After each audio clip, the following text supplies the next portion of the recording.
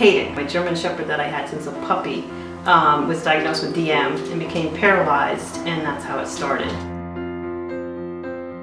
My vet said, you know, we have a cart, you can put him in a cart, it's going to be really hard, I don't suggest it, and Hayden made the decision. He pulled himself out of the examining room. I didn't know what I was going to do, so we made a phone call to Walkin Pets, talked to Nancy Brigger. She called me back, I was bawling, she said, just breathe. Told me to get his measurements. Next day, I got the cart, I put Hayden in the cart, and it was like part of his body. You never knew he was in a cart. You never know what you can do unless you try. And if you don't try, then you miss out on a lot.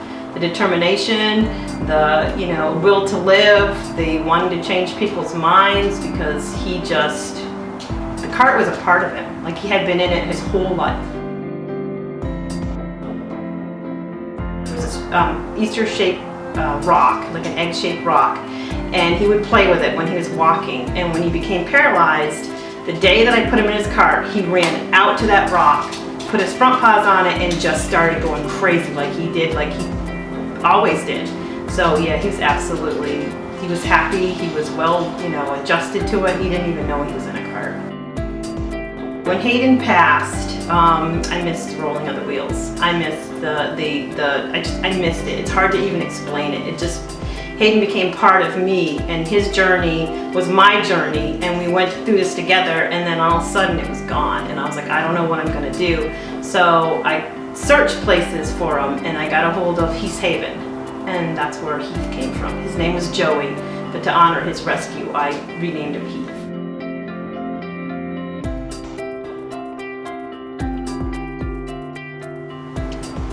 You have to, I think, you just have to keep going, and you have other dogs.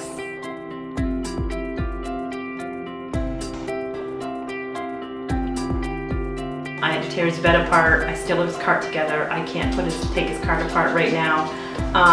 But you have the other ones, and there's so many that need you. And to honor, and that's how Heath came about, to honor Hayden. Heath came, and then Kenny came, and then Tom came, and then Little Mans came, and all of them, and Hope came, and Mendon came, and they help you, and you're keeping their memory alive. You're showing people that there's an option. I mean, and it's not for everybody. And some people say, oh, when I first started, it was easy. But as you go on, you realize that it's not for everybody. But the lives that you can save, it makes you a better person. There's going to be times where you're going to go, oh my goodness, what did I do? And there's going to be times where you're just laughing and you're crying, and then there's times where you just go, I got to get out of here, and you just take time for yourself. But it's worth it, because you're saving a life. And not just yours, you're saving their lives, and you're saving the life of the one that's going to take their place at the rescue or at the shelter. You're helping, and I just feel like Hayden put me on a purpose, on my path of life to do that. So I'll always have cart dogs, always, always. People are going to say, oh, poor dog. And how can you say poor dog when this dog is loved so much that they're in a cart, they're well taken care of, they're going to the vets, they're smiling and enjoying life? How can you say poor dog? It's not a poor dog. The poor dog is the ones that people gave up on and said, oh, well, you're old, you're injured, you're too much. I get a lot, people count, oh, 1, 2, 3, 4, 5, 6, 7 dogs, but you know what? It's my life. It's my life, it's how I choose to live my life, and it makes me happy, and it makes them happy.